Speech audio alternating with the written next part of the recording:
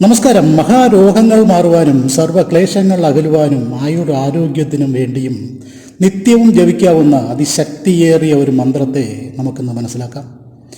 ഇത് ഏത് മന്ത്രമാണ്, എങ്ങനെയാണ് ജപിക്കേണ്ടത് എന്നതിനെക്കുറിച്ചാണ് നാം ഇന്ന് മനസ്സിലാക്കാൻ പോകുന്നത്. അതിനു മുൻപായി ആദ്യമായിട്ടാണ് നിങ്ങൾ ഈ ചാനൽ കാണുന്നത് എങ്കിൽ ഈ ചാനൽ സബ്സ്ക്രൈബ് ചെയ്ത് വെച്ചോളൂ. ഉപകാരപ്രദമായ പല വീഡിയോകളും ഈ ചാനലിലുണ്ട്. അപ്പോൾ ഈ മന്ത്രം ജപിക്കുന്നത് അതിരാവിലെ ജപിക്കുന്നതാണ് വളരെ ഫലപ്രദം എന്നാണ് ആചാര്യന്മാർ പറയുന്നത്. ഈ മന്ത്രത്തിന് വേറൊരു പ്രത്യേകതയുണ്ട്, അത് രഹസ്യമാണ്, അതും പറഞ്ഞു തരാം.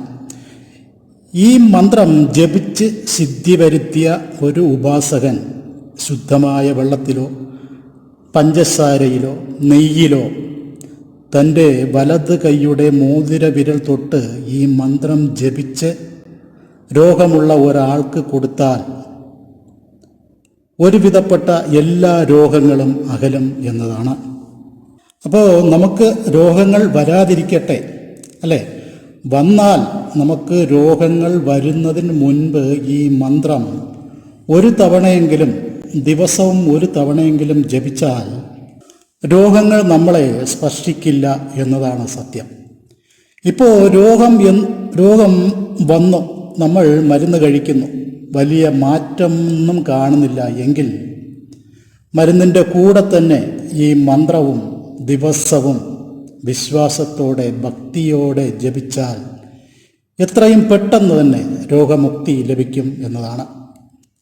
നമ്മൾ കഴിക്കുന്ന മരുന്നിൽ നമ്മുടെ വലത് കൈയിലെ മോതിര വിരൽ കൊണ്ട് മരുന്ന് തൊട്ട് ഈ മന്ത്രം ജപിച്ച് കഴിച്ചാൽ എത്രയും വേഗം രോഗമുക്തി ലഭിക്കും എന്നതാണ്.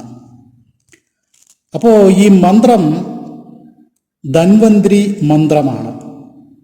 സാക്ഷാൽ വിഷ്ണു ഭഗവാന്റെ അതിശക്തിയാർന്ന ശ്രേഷ്ഠമായ മന്ത്രങ്ങളിൽ ഒന്നാണ് ഈ മന്ത്രം.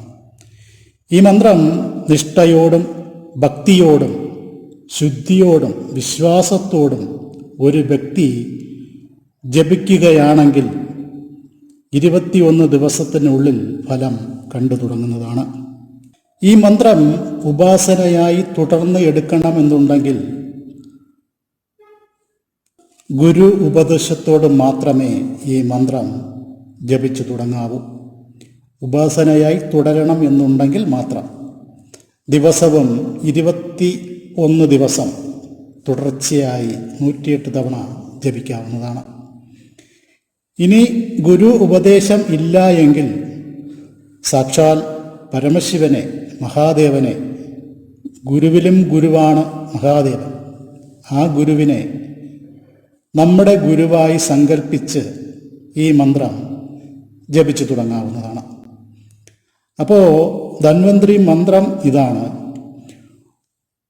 ഓം ശ്രീം നമഃ.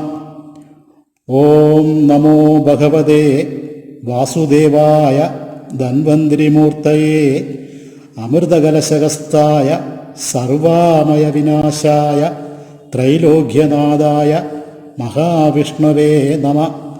ഓം ശ്രീം വിഷ്ണുമൂർത്തയേ നമ.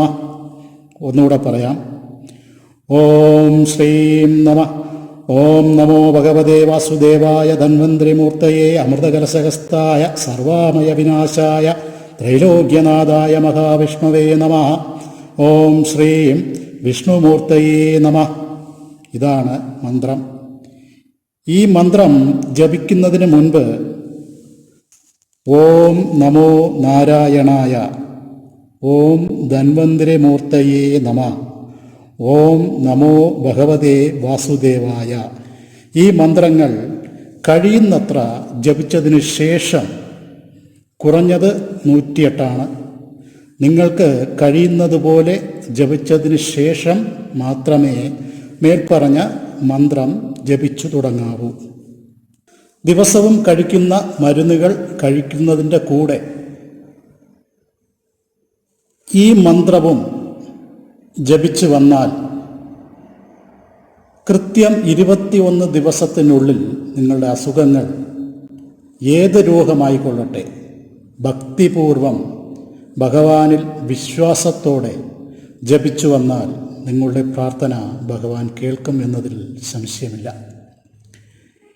ഈ മന്ത്രം എല്ലാവർക്കും ജപിക്കാം. കുട്ടികൾക്കും മുതിർന്നവർക്കും എല്ലാവർക്കും ജപിക്കാവുന്നതാണ്. ജപിക്കാൻ താല്പര്യമുള്ളവർ രാവിലെ, അതായത് ബ്രാഹ്മമുഹൂർത്തത്തിൽ കുളിച്ച് ശുദ്ധിയോടെ ജപിക്കാവുന്നതാണ്. വളരെ ഫലപ്രദമായ ഒരു മന്ത്രമാണ് ഈ ധന്വന്തരി മന്ത്രം. അതിരാവിലെ ജപിക്കുന്നതാണ് ഉത്തമമായി ആചാര്യന്മാർ പറയുന്നത്. വേറൊരു കാര്യം കൂടെ പറയാം. ഈ മന്ത്രം വെറും നിലത്തിരുന്ന് ജപിക്കരുത്. ഒരു പലകയോ അല്ലെങ്കിൽ ശുദ്ധമായ കമ്പിളി അല്ലെങ്കിൽ പുതപ്പ് എന്തെങ്കിലും തറയിൽ വിരിച്ച് അതിൽ കിഴക്ക് ദർശനമായി ഇരുന്ന് ജപിക്കേണ്ടതാണ്. അപ്പോൾ എല്ലാവർക്കും ഭഗവാന്റെ അനുഗ്രഹം ലഭിക്കട്ടെ എന്ന് പ്രാർത്ഥിച്ചുകൊണ്ട് ഈ വീഡിയോ ഇവിടെ നിർത്തുകയാണ്. വീഡിയോ ഇഷ്ടമായാൽ ലൈക്ക് ചെയ്യുക, മറ്റുള്ളവർക്കും കൂടെ ഷെയർ ചെയ്ത് കൊടുക്കുക. ഈ ചാനൽ സബ്സ്ക്രൈബ് ചെയ്ത് വയ്ക്കുക. സബ്സ്ക്രൈബ് ചെയ്യുമ്പോൾ അടുത്തുള്ള ബെൽ ബട്ടൺ കൂടി ഒന്ന് അമർത്തുക. അപ്പോൾ ഞാനിടുന്ന ഓരോ വീഡിയോകളും നിങ്ങൾക്ക് തൽക്ഷണം ലഭിക്കുന്നതാണ്. അപ്പോൾ അടുത്തൊരു വീഡിയോയിൽ കാണുന്നതുവരെ എല്ലാവർക്കും നന്ദി, നമസ്കാരം.